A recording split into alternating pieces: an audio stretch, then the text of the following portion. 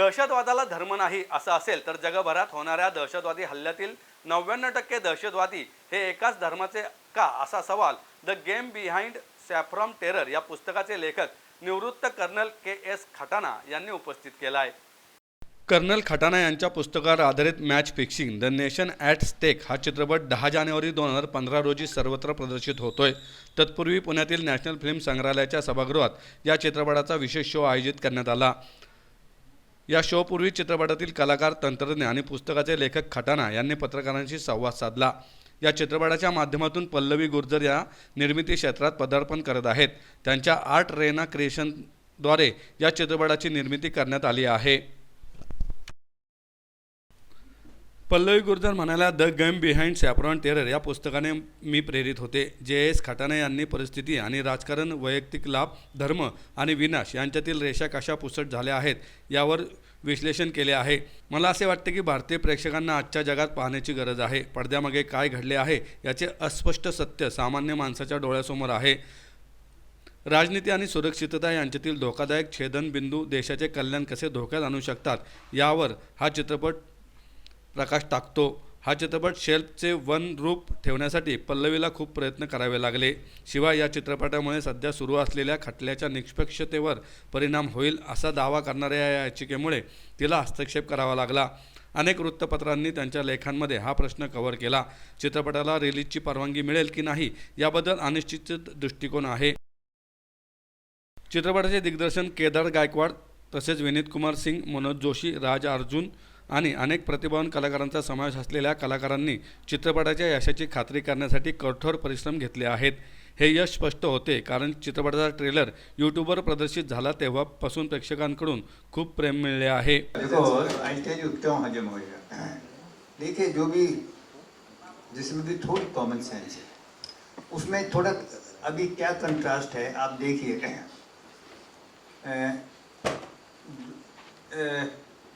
2014 से पहले पिछले 15 साल के आप देख लीजिए टेरर अटैक्स कितने हुए.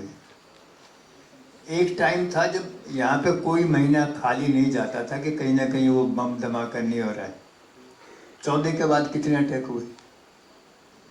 उसका रीज़न ये था कि हमें ये सॉफ्ट स्टेट कहने लगे कि हिंदुस्तान में आप कुछ भी कर लो वो रिटेलिएट नहीं करेंगे. जब रिटेलिएट करना शुरू करा तो टेरर अटैक बंद हो गए. दूसरा, हमारी जो पॉलिटिक्स है उसमें नैरेटिव क्या है कि अभी ये कास्ट बेस्ड पॉलिटिक्स हो गई है. वोट बैंक मुसलमान एक वोट बैंक हैं, दलित एक वोट बैंक हो गए, यादव एक वोट बैंक हो गए और सब सिर्फ ये देखते हैं कि ये मेरा वोट बैंक कैसे इंटैक्ट रहेगा, उसके लिए कुछ भी करेंगे. अभी जो डॉक्टर अंबेडकर के ऊपर हो रहा है आप लोगों ने देखा होगा. He must be turning in his ग्रेव. जितना यश उनको अब मिला है ना उतना जब तक जीवित थे जब तक नहीं मिला था.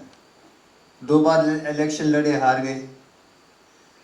कैबिनेट में लॉ मिनिस्टर थे, वहाँ से नेहरू ने निकाल दिया. ठीक है, so he died a disillusioned man. पर अभी ऐसा लग रहा है कि मतलब his stature he's become bigger than the stature of Gandhi and Nehru. क्यों? वोट बैंक और कुछ नहीं है. वोट बैंक, किसी को किसी से कोई प्रेम नहीं है, सिर्फ वोट बैंक पॉलिटिक्स है और इसी ने हमारे देश में बहुत नुकसान करा है. ये जो नैरेटिव शुरू हुआ हमारे इसमें देश में, आप लोगों ने सुना होगा कि टेरर का कोई धर्म नहीं होता. अगर टेरर का धर्म नहीं होता है तो पूरे वर्ल्ड में 99.9% टेररिस्ट एक ही कम्युनिटी से क्यों है. पहली बात. दूसरी बात, जितनी देखिए, मैं एक चीज़ मानता हूँ कि हिंदुस्तान 100% सेक्युलर है और सेक्युलर रहा है. We are ruled by the constitution of India. जितनी आज़ादी यहाँ पे है, फ्रीडम ऑफ एक्सप्रेशन, उतनी वर्ल्ड में किसी भी डेमोक्रेसी में नहीं है. मैं आपको एग्जांपल दे सकता हूँ किसी भी देश का. ठीक है, यहाँ पे रोज मतलब आप किसी भी इलेक्शन कमिश्नर, प्रधानमंत्री, राष्ट्रपति और आजकल तो लोकसभा स्पीकर, राज्यसभा चेयरमैन, किसी को गाली दे दो, कितनी गाली दे दो, nothing will happen to you. ये बाकी देशों में कहीं पे भी नहीं होता, किसी भी डेमोक्रेसी में नहीं होता।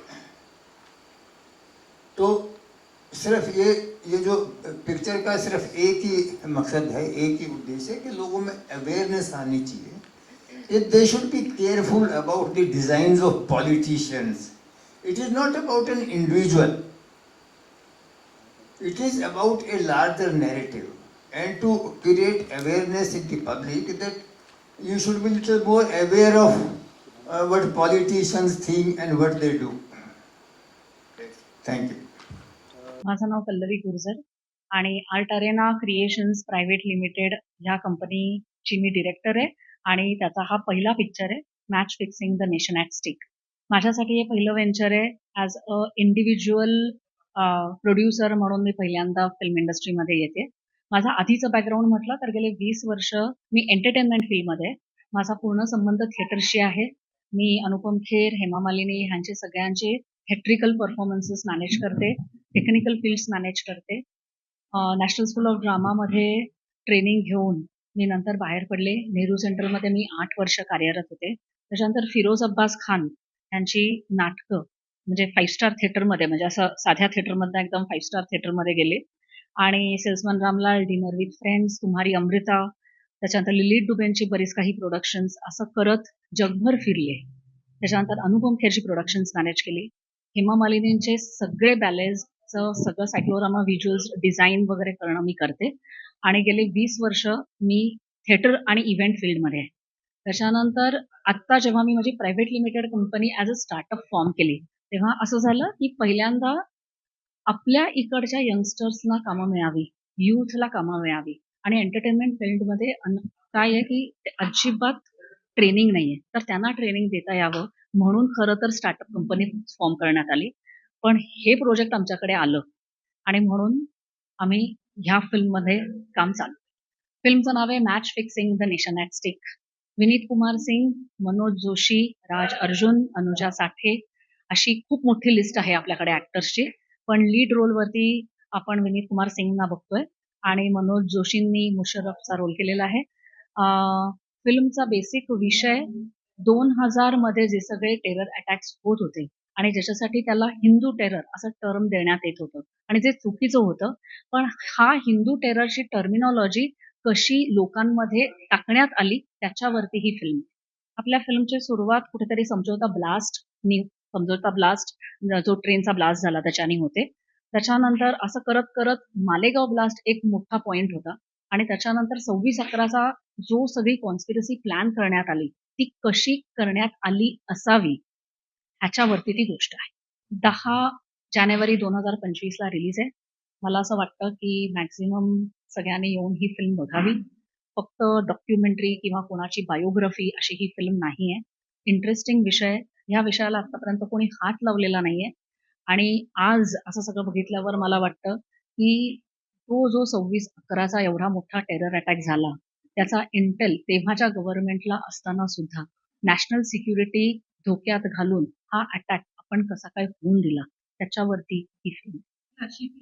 मी बोलले त्याप्रमाणे हा विषय लोकांसमोर यायला पाहिजे आणि ह्या गोष्टीला आतापर्यंत कोणी हात लावला नव्हता म्हणून मी ही फिल्म करायला घेतली. अर्थात मला नंतर बरेच जणांनी असं म्हटलं की हां, ही फिल्म करायची म्हणजे तुझा कमर्शियलच अँगल आहे ना, तुला पैसेच कमवायचे आहेत. तर मी म्हटलं की कमर्शियल अँगल आहे नक्की, जे काय नंतर होईल ते, पण ह्या विषयाला हात रिस्क घेऊन मी एवढे पैसे कशाला पणाला लावू. त्याच्यासाठी माझ्याकडे अजून बरेच विषय आहेत ज्याच्यामधनं मी नक्कीच पैसे कमवू शकत होते. पण ह्या विषयाला नक्कीच कोणी हात लावणार नव्हतं आणि मला वाटतं ह्या विषयाला हात घालण्याचं सामर्थ्य देवानी माझ्यामध्ये दिलं आणि म्हणून मी आज इथे. मला वाटतं आमच्या ह्या अख्ख्या प्रोसेसमध्ये 3 ठिकाणी आम्हाला प्रॉब्लेम्स आले. प्रॉब्लेम नको म्हणूया, चॅलेंजेस म्हणूया आपण याला. सगळ्यात पहिले जेव्हा आम्ही काश्मीरमध्ये शूट करत होतो तेव्हा जो काही बर्फ तिथे पडला, पण नंतर आमच्या लक्षात आलं की त्या बर्फाने, तुम्ही पिक्चर बघितला तर कळेल की त्याला जे काही वातावरण निर्मिती झाली आहे आणि त्याच्यामुळे ते सगळे सीन्स इतके सुंदर आलेत की कुठेतरी नेचरच आम्हाला ह्या सगळ्या गोष्टींसाठी ओके म्हणत होतं, की काही ना काहीतरी होत होतं, पण सगळं आमच्या बाजूनेच त्या सगळ्या गोष्टी पडत होत्या. त्याच्यानंतर सेन्सरसाठी तर मला खरंच लढावं लागलं. फार सोपं नव्हतं ह्या विषयाचा सेन्सर मिळणं. सेन्सर ऑफिसमध्ये गेल्यानंतर त्यांनी पिक्चर बघितला. 1 तास त्यांचं इंटरनल डिस्कशन चालू होतं आणि त्याच्यानंतर कारण त्याच्यामध्ये कापण्यासारखं सुद्धा काही नव्हतं.